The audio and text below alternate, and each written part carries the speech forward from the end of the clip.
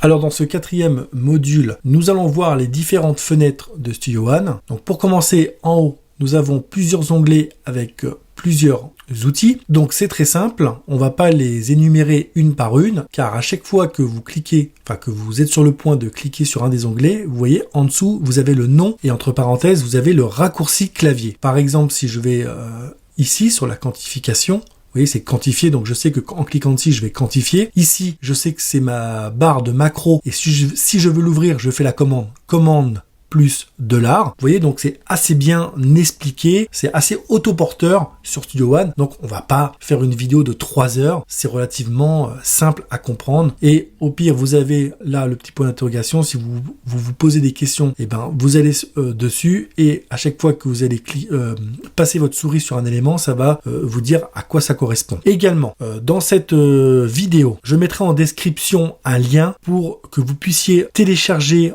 le manuel en français de Studio One. Alors, vous pouvez le trouver sur le site de Presonus, mais j'ai eu pas mal de messages en privé me demandant justement si j'avais la notice, donc il doit pas être facile à trouver. Donc, pour vous faire gagner du temps, je vous mets en description le lien pour télécharger le manuel en français du logiciel Studio One. Voilà. Donc, ensuite, en haut, vous avez vos différents outils. En bas, vous avez tout ce qui va être partie transport. Donc, stop, lecture, enregistrement, mise en boucle. Ensuite, en bas à gauche, là, ici, au niveau performance, donc c'est le CPU, en fait, donc la puissance de votre machine, plus ça va monter et plus vous avez des risques, ça va faire des artefacts ou ça va créer des petits craquements. Ici, ça va être, on va dire, toute l'activité MIDI, par exemple, quand vous allez appuyer sur la touche de votre clavier maître, ici, ça va réagir. Ensuite, vous avez, par exemple, l'enregistrement max, ça, c'est la capacité d'enregistrement, ça sera en fonction de l'espace que vous avez sur votre machine,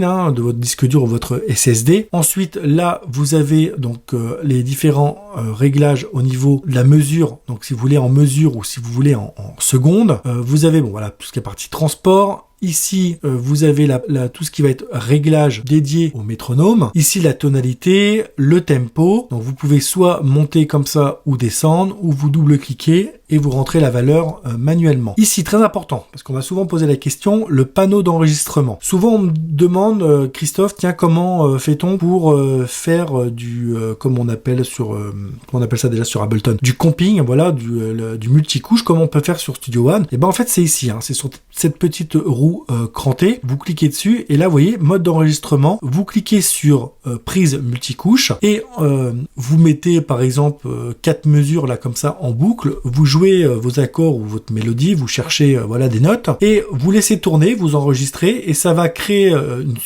succession de pistes et ensuite vous pourrez choisir la meilleure prise. Vous pouvez également faire de la quantification à l'entrée.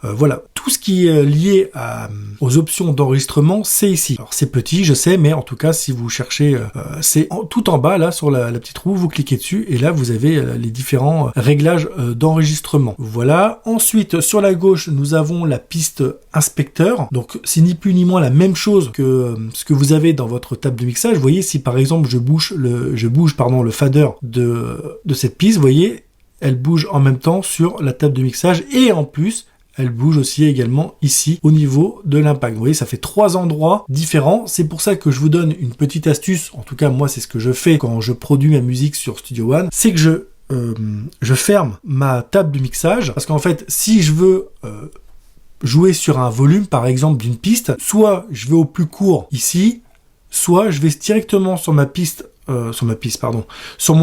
fenêtre inspecteur et je peux régler ici, vous voyez, c'est aussi, vous avez le fader qui règle le volume. Si je vais sur My Taille, pareil, hop, je peux régler ici ou ici, vous voyez. Et vous pouvez également, si vous le souhaitez, bien sûr, fermer l'inspecteur et directement travailler avec vos volumes à cet endroit-là. Donc moi, ce que je vous invite à prendre comme habitude, c'est soit laisser la table de mixage comme ça, affichée. Mais si vous avez un petit écran ou un petit ordinateur portable, ça va vous prendre de la place. Surtout si vous le mettez comme ça, je sais pas. Donc le mieux, c'est de l'enlever et laisser la piste inspecteur. Ça prend un peu moins de place sur la gauche, surtout si on enlève la fenêtre parcourir. Voilà. On peut travailler tranquillement sur notre timeline et en fonction de la piste sur laquelle on travaille, on a au final tout ce qu'on retrouve sur la table de mixage. Voilà, on peut retrouver la panoramique, voilà, le fader, solo, mute, voilà. Et les inserts, très important, les inserts ou les départs. Donc voilà. Au milieu, nous avons,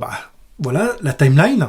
Donc l'endroit principal où vous allez passer beaucoup de temps quand vous allez composer vos musiques. Ensuite, nous avons la fenêtre ici, parcourir, plusieurs onglets. Donc ici, les instruments. Donc tout ce qui va être instruments VST qui vont être disponibles dans votre ordinateur. Les effets. Donc Studio One différencie les effets et les instruments. Je sais qu'il y a des stations de travail au numérique où tous les VST sont mélangés, où ils sont juste triés par marque. Là, Studio One différencie bien les VST instruments, les VST effets. Vous avez l'onglet boucles. Ça, ce sont les boucles qui sont mis à disposition de Presonus, que vous pouvez avoir dans Studio One. Ou si vous achetez des packs ici en cliquant sur la boutique, sur l'onglet boutique, et ben vous pouvez, ça vous dirige vers le site où vous pouvez acheter différents packs et ils seront installés ici dans vos boucles. Ici nous avons Splice parce que comme vous le savez dans la dernière version de Studio One, maintenant nous avons Splice qui est intégré à Studio One. Donc là c'est parfait, c'est nickel. Donc ça fera je pense l'objet d'une vidéo ultérieure sur la chaîne. Ici fichier, et ben ça va être vous êtes sur votre ordinateur, donc si vous avez vos dossiers qui sont rangés à un endroit précis sur votre disque dur, et ben vous allez le chercher ici et vous avez juste à faire du glisser-déposer sur votre timeline. Alors ça le cloud je l'utilise pas, mais voilà, le chutier je l'utilise pas non plus, et ici la petite maison vous revenez sur l'accueil, ça reprend au final tous les onglets que vous avez en haut. Donc on peut fermer cette fenêtre parcourir. Pour rappel, fenêtre parcourir, la fenêtre mixeur et la fenêtre éditeur. Donc ça, on verra ça plus tard quand on sera sur la vidéo où on composera de la musique. En tout cas, là, c'est juste pour la découverte des différentes fenêtres. Donc là, c'est la fenêtre d'édition. Donc là, on est sur un pack, donc ça va être tout ce qui va être batterie, percussion. Et ici, c'est un VST, un synthétiseur. Donc là, on a les touches du piano roll. Voilà pour